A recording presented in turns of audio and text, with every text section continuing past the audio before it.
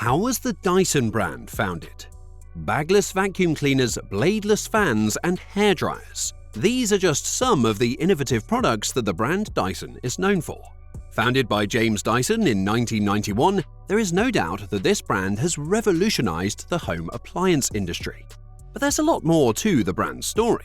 Just imagine being kicked out of your own company because you were trying to invent something new that most didn't believe was possible.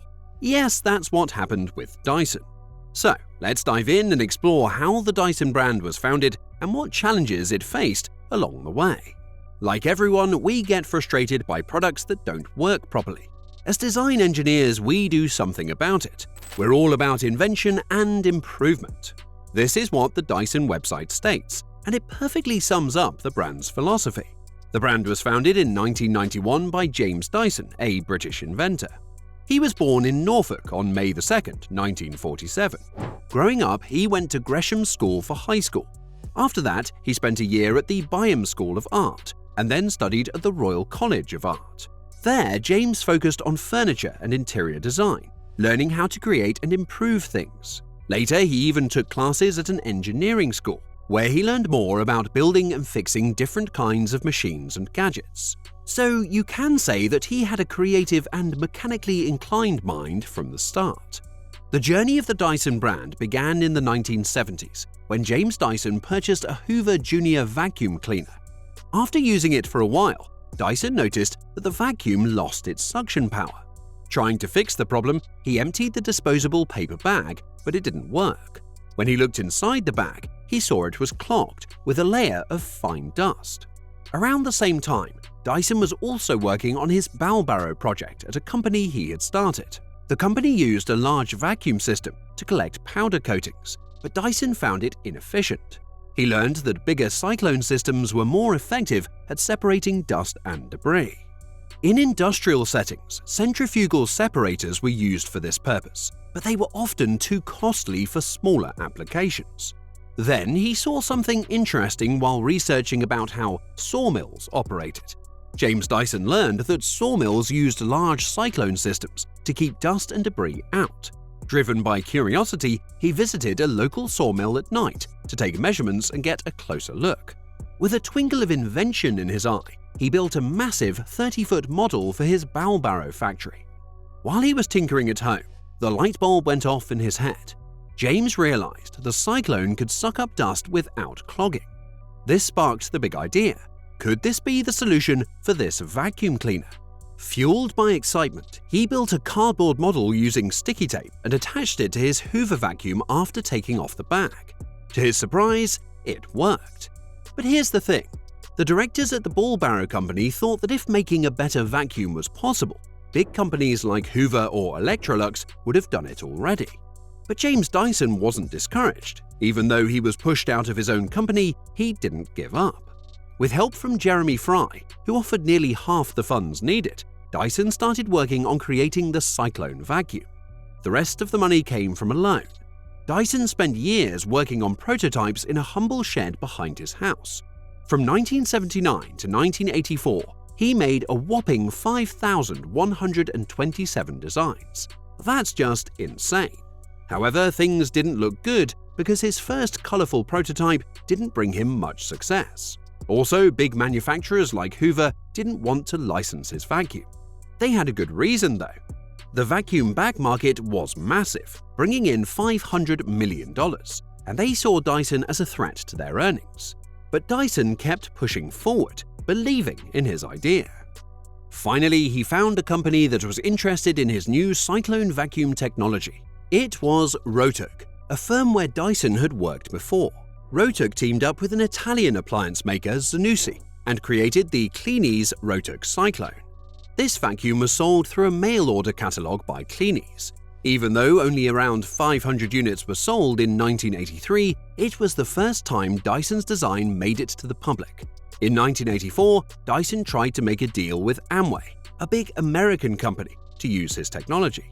He shared his prototype and ideas with them in hopes of a partnership, but things did not go as planned. Instead, in early 1985, Amway released a vacuum called the CMS 1000, which looked a lot like Dyson's invention. Dyson believed they copied his work, so he sued Amway for breaking his patent. This was a tough time, but also an important step in his journey. Then came more good news when in 1985 a company from Japan called Apex Limited showed interest in Dyson's unique design. They wanted to use it, so by March 1986, a refreshed version of the Cyclone vacuum named G-Force was being made and sold in Japan for around $2,000. What's really cool about the G-Force is that it had a special feature that allowed it to be turned into a table, perfect for saving space in tiny Japanese apartments. By 1991, this new vacuum even won a prize at the International Design Fair in Japan, making it a helpful tool and a status symbol for many people there. This was the turning point in James Dyson's journey. With the money he earned from licensing his vacuum in Japan, he took a giant leap forward and set up Dyson Appliances Limited in 1991. Even though it was registered as Barletta Limited, this move marked the official birth of the Dyson brand. The work kicked off with the creation of the DA001, the first dual cyclone vacuum cleaner under the Dyson name. It was built with help from American company Phillips Plastics, starting production in January 1993 at a plant in Wrexham, Wales. These vacuums hit the shelves priced at around £200, assembled in the unused part of a plastic factory. However, due to hiccups with quality and new demands from Phillips, James Dyson hit the brakes on their agreement in May 1993. All over? Not at all, because James was a man on a mission. Within just 2 months, he set up a fresh supply chain and launched a new production facility in Chippenham, Wiltshire. By July 1, 1993, the first vacuum rolled off the new assembly line. The DA001 model soon evolved into the DC01 model, which looked nearly identical but made a big splash in the market. Meanwhile, across the pond in North America, Dyson's technology was licensed to Phantom Technologies from 1986 to 2001. After that, Dyson aimed even higher. He entered the North American market and began to sell his vacuums there. Then Dyson took another risky step by using a clear container to hold the dust in the vacuum cleaner. At first, market studies claimed that people wouldn't like seeing the dirt, but Dyson and his team trusted their instincts. Surprisingly, the clear container became a hit and is now often imitated by others. Their popular vacuum model, the DC01, quickly gained traction and became the best-selling vacuum cleaner in the UK in only 18 months.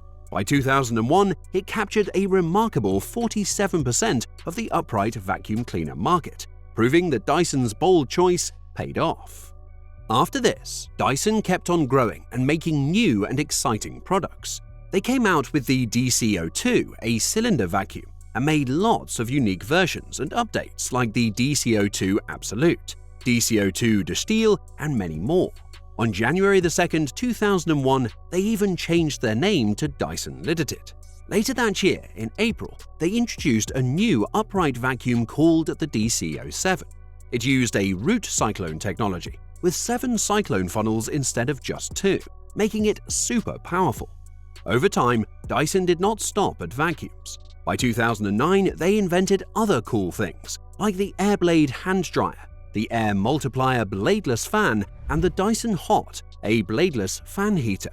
In October 2019, Dyson launched the Pure Cryptomic, which comes in 2 versions, a fan-only or a fan-plus heater. This device can eliminate formaldehyde, a harmful gas, making the air cleaner and safer. But where did they manufacture all these vacuums and design new cutting-edge products? Where was the first vacuum made? And more importantly, how many production locations does Dyson have today? These are some interesting questions that I will answer in another video, and only if you ask for it. So, make sure to comment down below if you want to know more about the fascinating history and journey of Dyson. If you enjoyed the video, make sure to like and share it with your friends, and don't forget to subscribe to our channel for more exciting content.